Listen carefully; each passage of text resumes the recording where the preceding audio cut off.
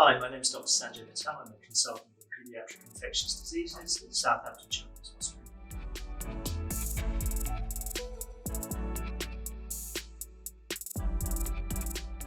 So there have been lots of questions about the accuracy of the lateral flow test, and I think it's important to just be clear about what its role is. Its role is to test asymptomatic people, that's children and staff in schools.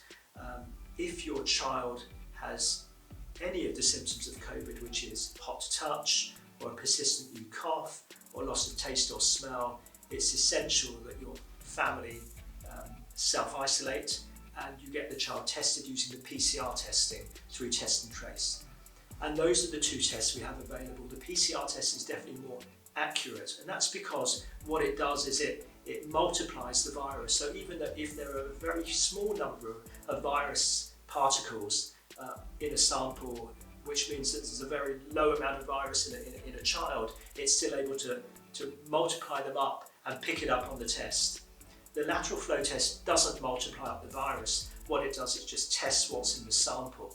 And its role is to identify asymptomatically infected people with a lot of virus in their secretions who are at risk of transmitting it readily to other people. And that's why that's the test that's been introduced in schools. If your child tests positive on a lateral flow test, it's essential that they then have a second PCR test to confirm that result. And that's because in a very small proportion of lateral flow tests, a positive test is a false positive. So it's really important that it gets tested, and if they're negative on PCR, then your child doesn't have coronavirus.